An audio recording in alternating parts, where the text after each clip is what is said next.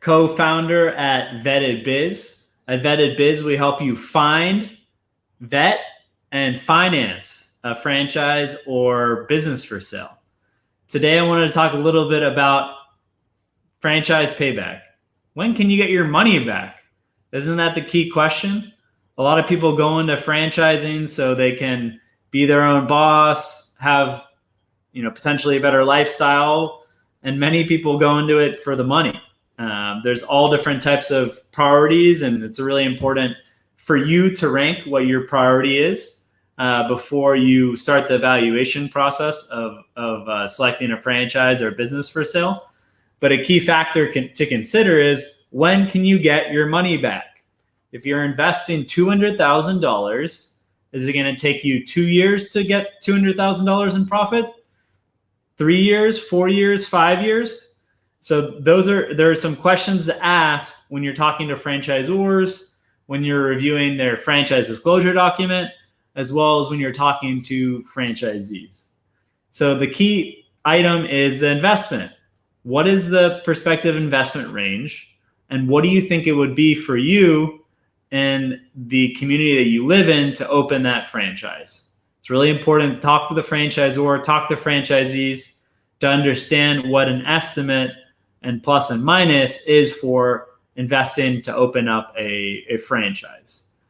For example, real estate property management franchise in South Florida could cost $70,000, including working capital, where if you're in Kansas, it could be more like $50,000. It's just going to depend a lot state by state, as well as city and county by county. When are you going to break even? So there are some franchises. It could be a tutoring franchise, barbershop franchise, where you could break even the first month or second month, depending on the location. However, for those two concepts, it could be like three months, 4 months. For a restaurant, it could take 5 months to break even, 6 months to break even. For a staffing business, or other businesses that are very reliant on sales and take a while for the income to come in, it might take a full year for you to break even. And that's really important to understand when you're evaluating the different franchise opportunities. So the break-even point is really important. And then when does the business stabilize and you can expect to receive that monthly profit every month on a continual basis?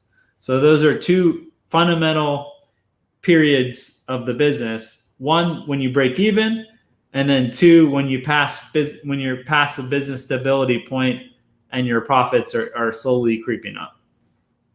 Hopefully slowly creeping up and not staying at the same level. So really, it's important to understand the sales of the business, what the estimated investment's going to be, and then what the margin has been for other franchisees that operate a business that you're looking to invest in, as well in a similar demographic community.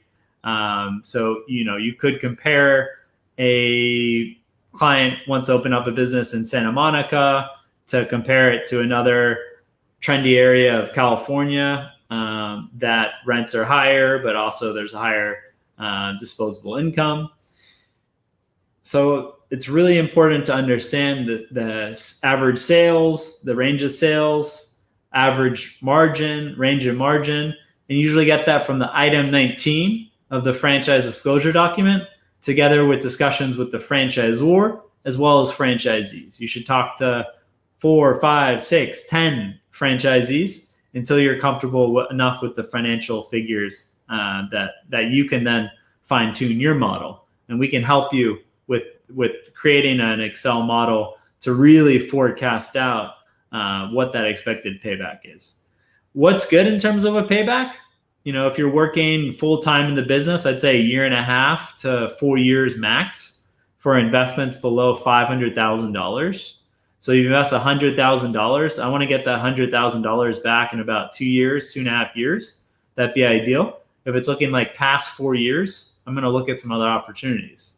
If you're not working day to day in the business and you're investing, say 10 hours a week of your time, then, it can take a little longer to potentially get the money back, maybe 2.5 to 4.5 years to get your full investment back.